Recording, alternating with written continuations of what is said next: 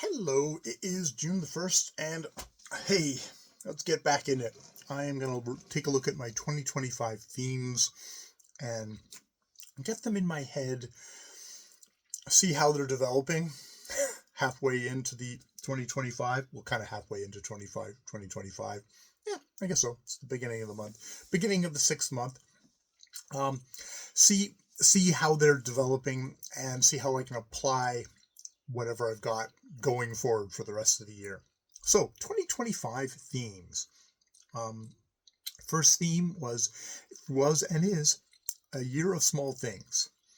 Theme of getting small jobs done to improve my day-to-day life. So I've got number 1, house, breaking it down into individual jobs to declutter and organize, with trips to donate at Value Village. Maybe the Value Village thing was over ambitious or not necessary.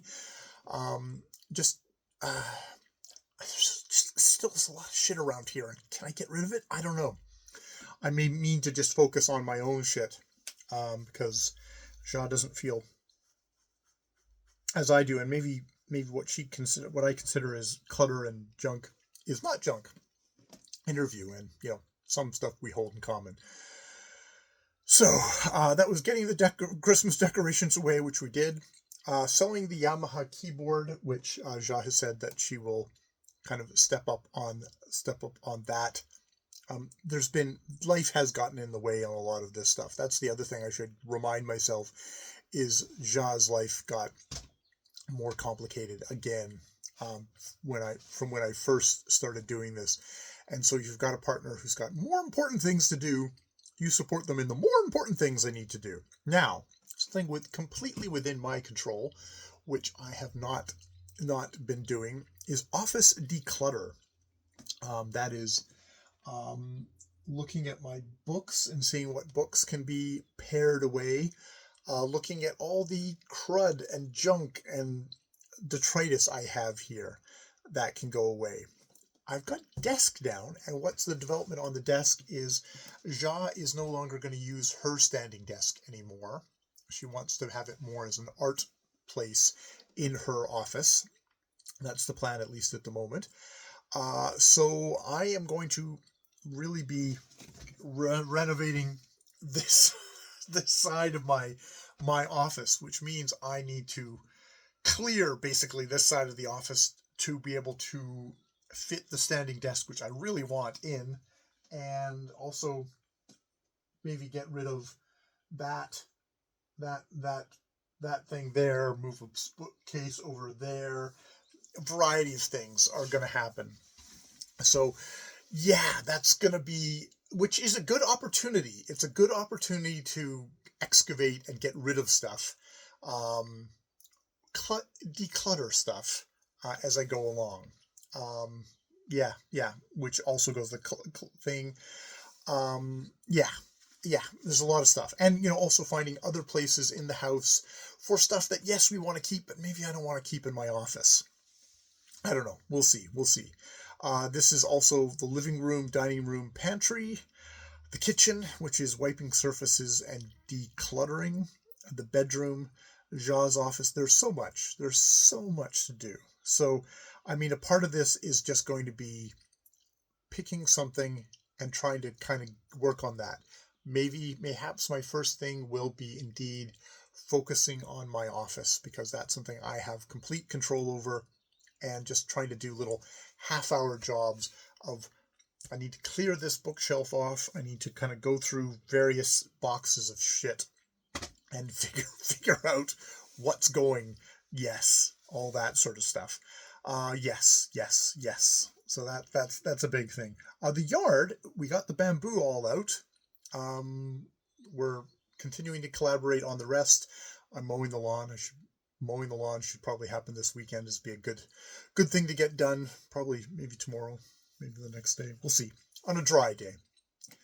Number 2 is to examine my schedule, to focus and get stuff done. Which, it's interesting. I think that the main tool I still need to use is my to-do list for each day. I made a to-do list for today, and this is one of the things on it. Also, what I've been doing is just getting my journal and instead of just saying, well, I wrote today, so I just one right, I'm just trying to do it in order. Okay, I wrote. Maybe I should put little times on stuff like that where it's not obvious. Like, did I do 5 minutes of writing? Did I do a half an hour of writing? Probably those are like my two options at the moment. So stuff like that. That's kind of the small things. The small things is definitely focused on improving my living space. And yeah, that's something I need to refocus on and keep that on a thing for my to-do list, because I think if I even just did like half an hour each day, that would be quite amazing if I can find that time. But I think I can. Maybe do a little less YouTube shorts and fuck, I'd have a shit ton of time. Number 2, my second theme is Year of Shame. And that's a theme of examining and working on internal struggles that I have going on in myself, which is a little vague. It's examining and working on issues of shame, of self-hatred that I have going on with myself. Working on examining, bringing to light shame I carry around in myself and how that affects my behavior, both with sexuality, and my cheating behavior online in the past. Not person to person, but online interactions with other people outside of my marriage, which is not a good thing. But also, other than just kind of yelling at myself over that, just going, okay, what is that about? I have made it through this hunk of the year without engaging in any of that stuff, which is made me feel really good about myself. And it's not to mean that there haven't been instances of me feeling kind of an inclination towards that, but being able to recognize that I've had inclinations towards that and redirect my behavior and feel a lot better because I was able to redirect. I have specific writing on shame in a separate notebook in the Diary of a Sex Fiend, which I have to think about. Maybe I want to go back to doing, not on a daily basis. Daily was too much. That burned me out, but just fucking time-wise is just too much to devote. But maybe something I should think about for a 15 minutes once a week. Just like sit down, open up the book, and just see what comes out about that. Or, oh shit, I'm having major urges right now. Let's sit down and write and just talk about that versus whacking off. Or, sometimes whacking off is the right thing to do. Sometimes saying, okay, let's just find another activity to do. That's also good. But there's some times where maybe it's like, okay, what's going on with me? What's triggering this? Oftentimes it's stress that triggers me over stuff like that. So yeah. I've got reading about shame and working through issues that come up that way with compulsive behaviors that arise, counselor reading material, which I've never gotten back to. I have a hard time with nonfiction and stuff like that is difficult. Maybe I'm worried about poking the hornet's nest in some ways there. It'd be interesting to look at. Definitely trying to bring Ja into the discussion when I can do it, when trying to be open. I think being open about my shame and my compulsions is a really good thing to do. And then, yeah, the ultimate goal of all this stuff of shame work is to try to integrate whatever little baby steps I make into couples counseling as it goes forward. So yeah, that's the big kind of head on it. Number 2 is writing, because writing is a major expression of myself, and I find I end up, shame comes up a lot in that. So I don't know if it's subject matter directly. It's like I write erotic stories, and I think there's something about the shame thing that this is like a safe place for me to express desires and feelings and thoughts and scenarios that I can just do where they're fiction and it's without consequence, and I'm just doing it for myself. And then comes the hard part of publishing it. And there's a part of it is just like, I find it's not really complete until I've edited it and honed it to a point where it's like, okay, I could then put this out for an audience to see, even if it's an audience of 10 people who have no idea who I am because I'm using a pseudonym, but it makes a difference, and then it gives me kind of a release that I let go of it, and then I move on to something else. I've got a thing here of sharing with Jad a description of the work, where it is published, to try and open myself out and see how that goes. Obviously tying in with my shame issues, which, yeah, it's like I get a lot of stress over that. The idea that Jad would read it and then understandably probably freak her out or just like, okay, dude, is vexing. And I also don't want to make her feel unwanted. Yeah.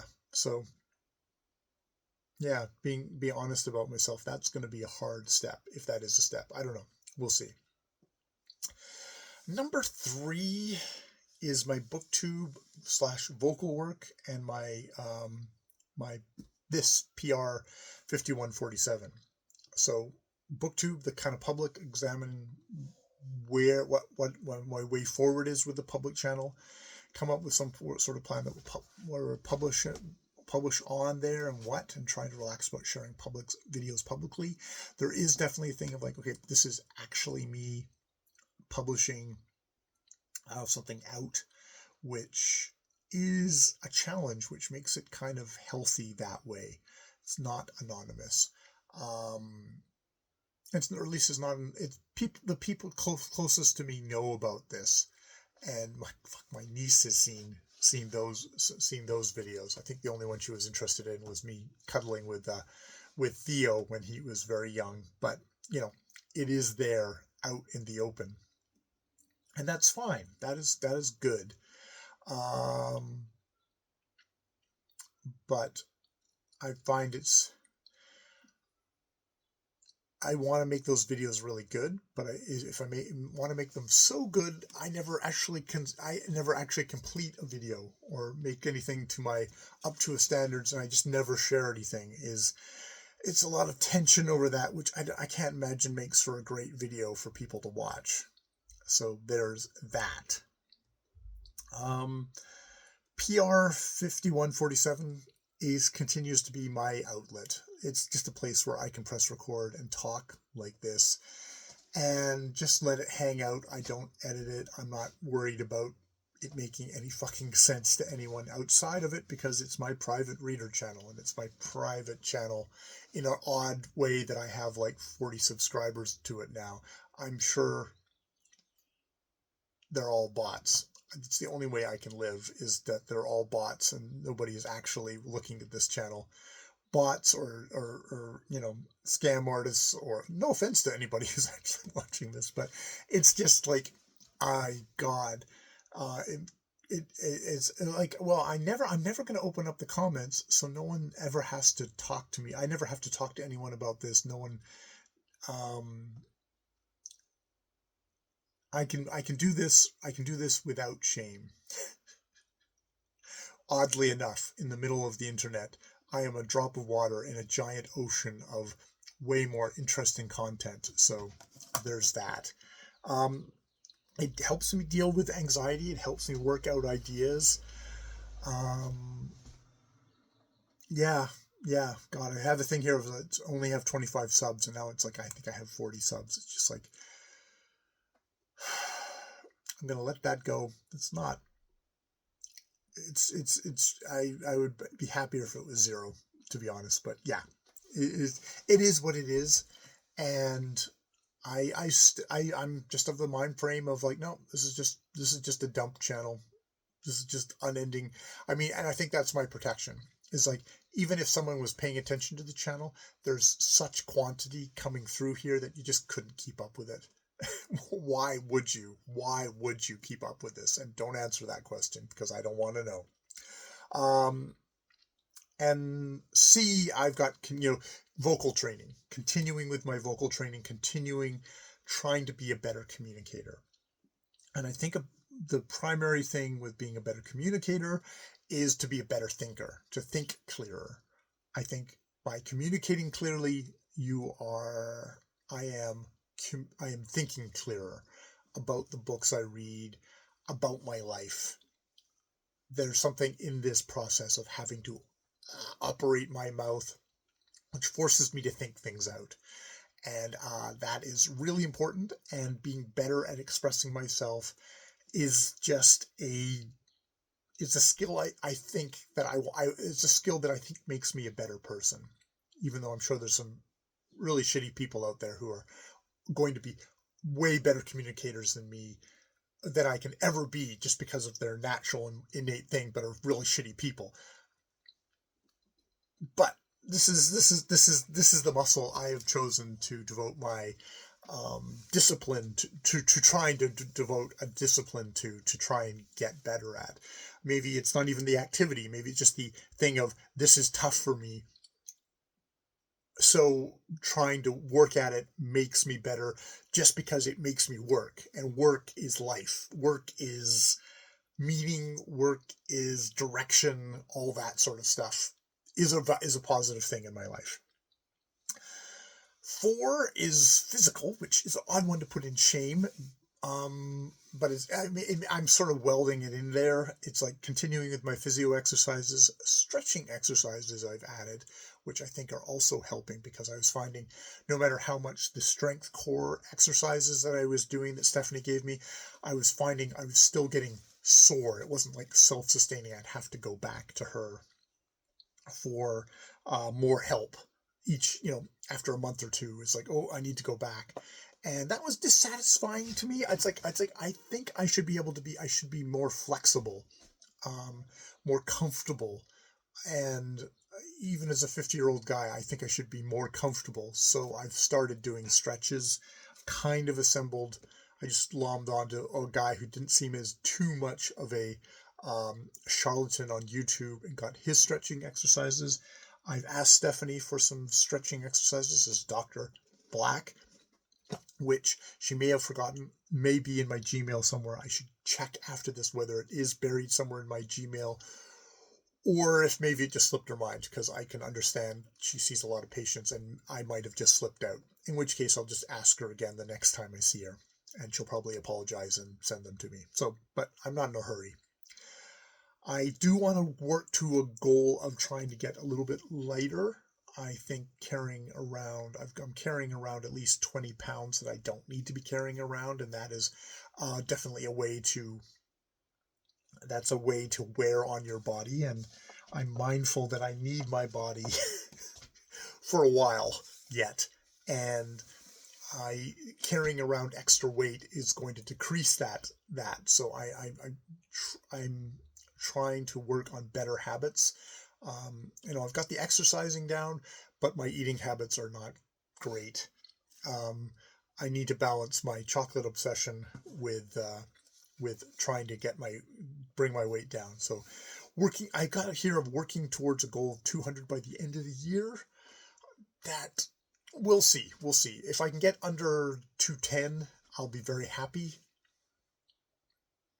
because I don't want it to go super quick, but sustainable way, less gut, less strain on my back, probably also body shame in there as well. I mean, it feels good to feel healthy and feel flexible and just comfortable in my body. So that's going. I've got work with John to get swimming once a week. That would be lovely.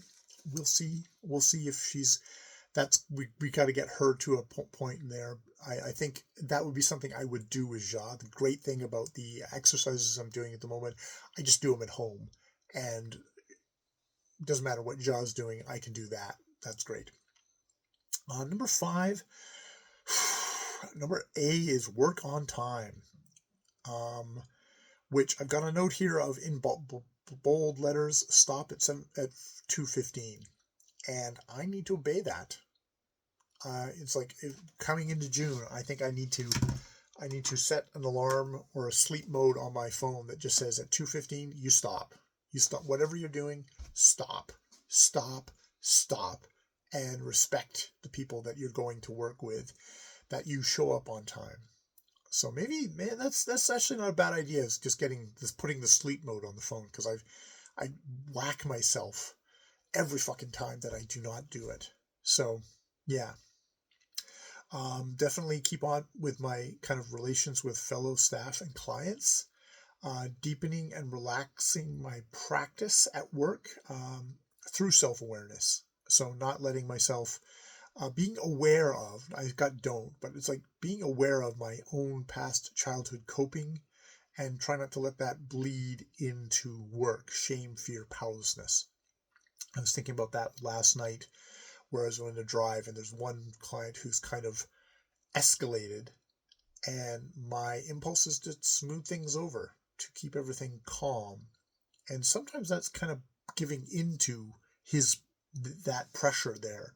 Whereas if I'm the adult in the room, if I'm the person who should be guiding the stuff, I shouldn't be like kowtowing to them. So I need to work. I know I need to work on that. I've gotten more relaxed as I've gone along, which has been useful. I think the more relaxed I am, the better I am to handle myself, and the better I am as a calming presence in the house, which I think is a primary thing. It's like I want to keep a calm, happy house that is good for these people to live in, and that's really important to me. So yeah, those are my themes. That's the theme work, which is really good to start with before going into my goals, which will happen probably after lunch now. All right. So that is Themes 2025 theme check-in for June. And I can see, I put a note at the end of this, I can see why I kind of avoid this, because it touches on sensitive stuff and it's a tough thing to look at. And I might even give myself permission not to do another check-in for themes until, give myself 2 months and then do the next theme check-in, because I don't know how much, unless there's something major that comes up, just doing the goal wrap-up might be the best thing to go for. But it's really good to think about this stuff when I'm then looking at individual goals for month to month of the small things, of the shame. It's good to, I can see where small steps throughout the month, a couple of months, and then kind of come back and say, okay, let's look at those themes again. Let's kind of dig in, but also give myself a space to do that, because it's like, oh, this is tough stuff for me. All right, I'm going to leave it there. More videos later.